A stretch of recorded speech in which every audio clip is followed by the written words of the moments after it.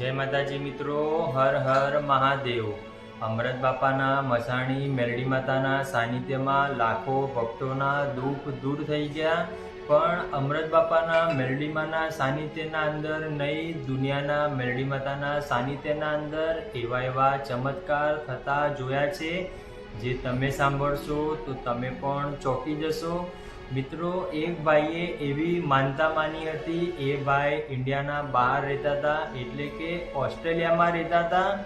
એમને ત્યાં રેડે મેલડી માતાને એવી માનતા માની કે મારા વાઈફની તબિયત બહુ જ ખરાબ છે, જો માતાજીની દયાથી એના રિપોર્ટ 3 જ દિવસમાં સારા આવી જાય તો હું જાતે જ ઇન્ડિયા આવીશ, ત્યારે માતાજીને જે પણ માનતા માની છે હું જરૂર પૂરી કરીશ। મિત્રો, ધ્યાનથી સાંભળજો। એમને માનતા રાખતા તો રાખી દીધી।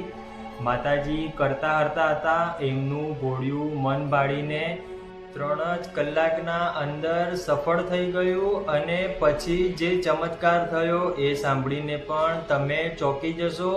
માતાજી સપને આવીને વાત કરી અને એવું કીધું કે તારું કામ મેં કરી દીધું, તું મારી માનતા કરવા ક્યારે આવીશ? એ ભાઈએ સપનામાં જે માતાજીએ વાત કરી એવી ને એવી વાત ભુવાજીને ફોન કરીને જણાવી। ત્યારે ભુવાજીએ કીધું કે તમે જે માનતા રાખી હોય એ તમે અને માતાજી જાણો। એમાં ભુવાજી કાંઈ ના કરી શકે। ત્યારે એમને એમના સ્વમુખે કીધું કે ભુવાજી, મેં માનતા તો રાખી દીધી, માતાજીએ સારું પણ કરી દીધું, પણ હાલ મારા પાસે એટલી સગવડ નથી જેથી કરીને હું ઇન્ડિયા પાછો આવું અને માતાજીની માનતા પૂરી કરી શકું। ત્યારે ભુવાજીએ એમના આકરા શબ્દોમાં કીધું કે આવી કોઈ પણ જાતની માનતા ના રાખવી જોઈએ। આમાં ભુવાજીનો કોઈ જ વાંક નથી।